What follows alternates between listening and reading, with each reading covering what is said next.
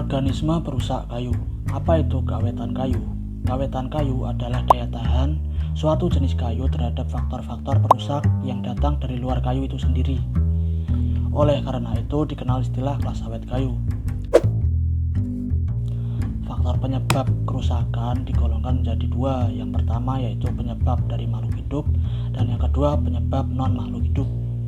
Kita akan membahas penyebab kerusakan kayu yang berasal dari makhluk hidup, yaitu yang pertama yaitu jamur atau cendawan.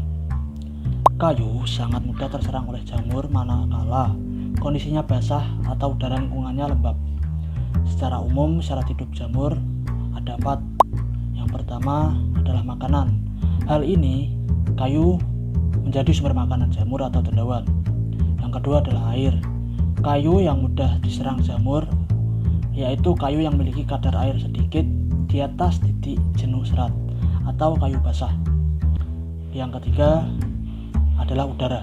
Berarti rongga sel kayu tidak dipenuhi oleh air. Yang keempat, suhu udara yang optimum antara 5 sampai 38 derajat Celcius.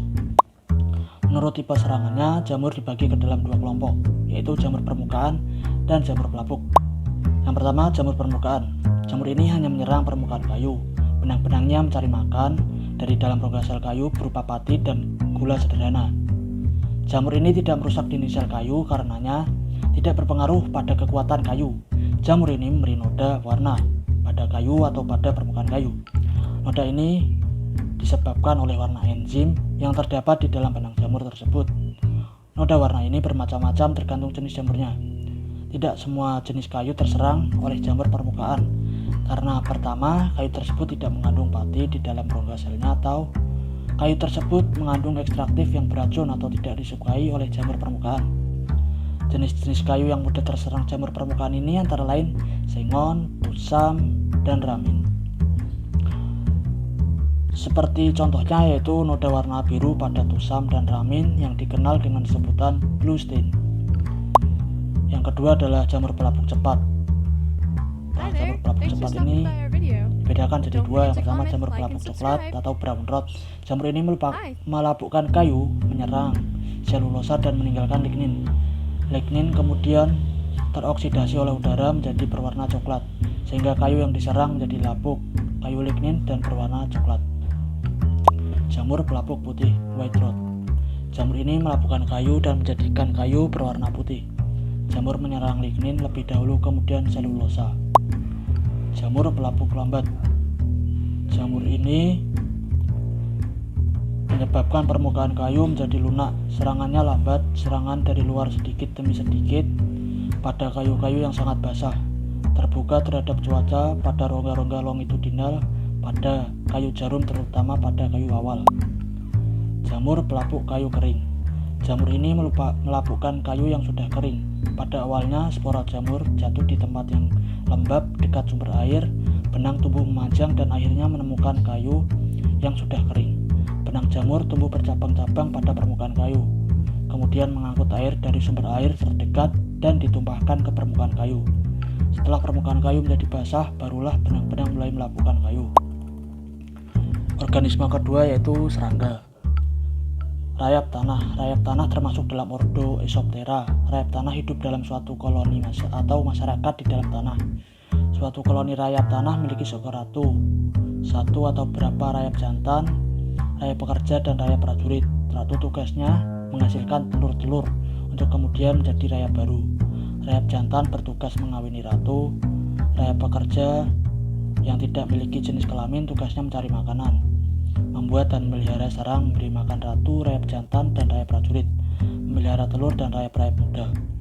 Rayap prajurit juga tidak memiliki jenis kelamin, memiliki 2 rahang besar dan runcing, bertugas menjaga sarang atau koloni dari gangguan atau serangan musuh-musuh rayap. Rayap tanah mempunyai sifat tidak suka cahaya dan tidak tahan kekeringan. Serangannya terhadap kayu dimulai dari kayu-kayu yang berhubungan langsung dengan tanah. Kayu yang muncul di atas tanah, bagian dalamnya akan habis diserang rayap ini dengan buat rongga-rongga memanjang. Lalu ada rayap kayu kering. Rayap kayu kering termasuk dalam famili Colotermitidae.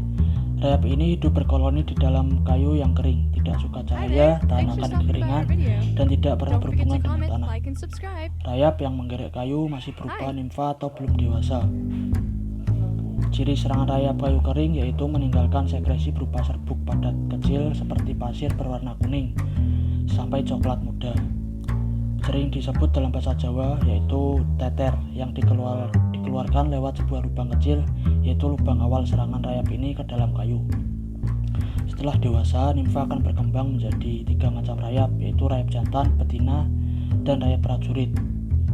Dan kesemuanya itu bersayap. Rayap bersayap ini kemudian terbang dan akan hinggap dan menyerang kayu baru. Kumbang bubuk.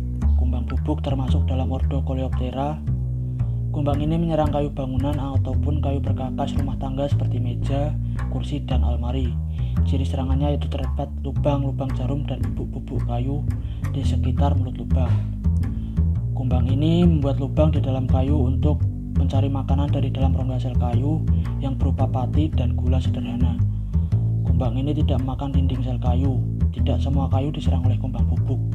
Kayu-kayu yang diserang oleh kumbang bubuk yang memiliki banyak pati di dalam rongga selnya seperti tusam, mahoni, durian, bambu, dan roti. Binatang mengubur kayu di laut.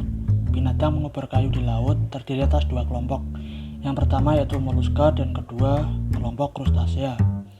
Moluska. Binatang ini membuat lubang pada kayu di laut. Lebih menyukai daerah pasang surut, kemudian menggerek dan memakan kayu. Ujung ekornya tetap berada di mulut lubang, sementara kepalanya terus menggerek kayu.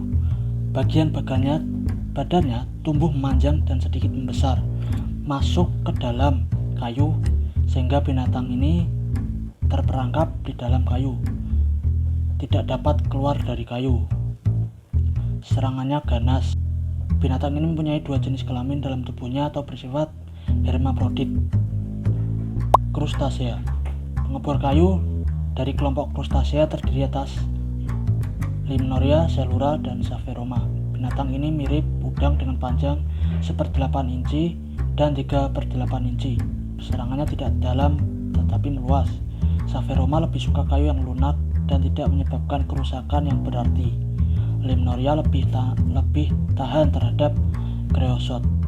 Contoh spesiesnya Limnoria tripungkata hidup dalam air dengan suhu sedang. L. lignorium hidup dalam air dingin, dan L. quadripungkata. Nah, itu dia organisme perusak kayu. Nah, karena adanya organisme perusak kayu ini, maka dalam proses pengolahan kayu primer dibutuhkan proses pengawetan yang berguna nantinya untuk mengawetkan kayu agar tidak terjadi kerusakan kayu yang diakibatkan oleh organisme perusak kayu yang berasal dari luar ataupun dari kayu itu sendiri. Nah, itulah fungsinya dari pengawetan kayu yang akan dilakukan dalam mata kuliah pengolahan primer kayu.